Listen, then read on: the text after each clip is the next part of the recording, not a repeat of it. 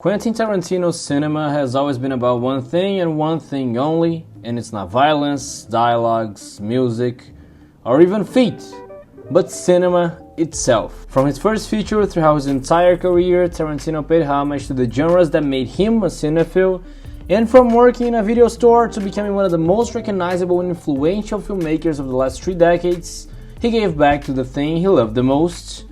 But it's funny though, to realize that Quentin's cinema has never been one of emotions. Even when we are invited to like a character, I don't think it is actually possible to cry in any of his films. And when cinema and art in general speaks more to emotion than anything else, and he loves it so much, the whole thing gets even more curious. And this is why, or at least one of the reasons that make Once Upon a Time in Hollywood my favorite of all his films. And I even like pretty much everything he's ever released, so this is definitely saying something. Disliked by many because it is supposedly slow, one of the worst misconceptions in today's perception of film, by the way, Hollywood is the only in his whole filmography where you can see the man actually flinching. By writing this love letter to the golden age of American cinema, Final Stages, Quentin immerses himself, and us, if you accept the invitation, into that era, and it's pretty clear, at least to me, how it resembles a metaphor for his own career.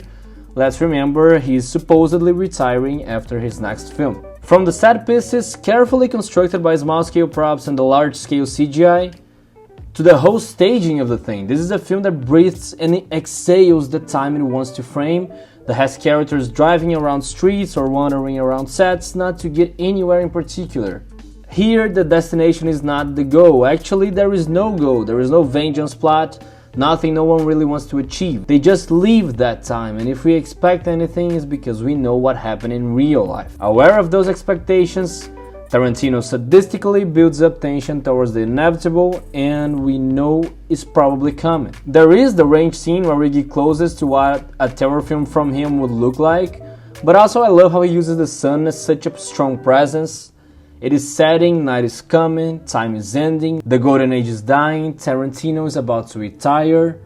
We know what should happen next. And obviously this translates to the characters. Rick Dalton only wants to survive a change in history that has already put him to lesser roles, lesser villain roles. He is more than capable of acting, but that has become more of a necessity of maintaining a lifestyle than of expressing himself. The little girl, the next generation, pushes him through a very symbolic conversation, and then he's able to find an inner artist in him again, she compliments him, then he cries. Cliff Booth might be a stretch, but even the name Cliff, as in Hanger, refers to ants.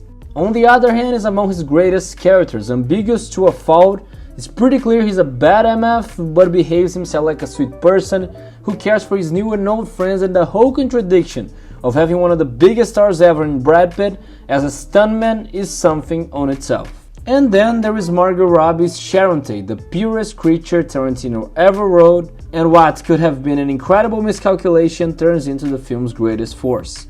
She is not there for anything other than to be the way that era feels itself. She dances alone in her room, she is the soul of a party, she relishes on seeing how people react to her films. We are invited to gaze upon her, but now with lust and yet with compassion and wonder. Since there is no purpose in this film, no higher meaning other than itself, through Rick we see the industry, through Cliff we see the city, through Tate we see the magic. And then there is the ending, the final scenes. If you knew, and you probably did, about what happened to Sharon Tate, you expected for 2 things. How Tarantino would approach it, and when the bloodbath would happen, and if they were related. This is why constructing the film as a representation of the end of something is such a genius move. Because he knows of the expectations, and when they come, it is not only a subversion, but the single most beautiful moment of his entire career. Sharon Tate, the living embodiment of an era Tarantino loves so dearly, is saved by an actor and a stuntman who were just watching films and having one last party together, and as the title appears one last time we hear a fairy tale tune. In the world Tarantino created, in the fable he's telling, cinema is the salvation. Once Upon a Time in Hollywood has a perfect ending because it ends during its whole runtime, because it is forever carved into the lore of its creator, because it presents itself as a trip we can always take back to pretend, one more time, that we still live in the magical world of the movies. Oh yeah, the fact that the whole scene is hilarious also helps.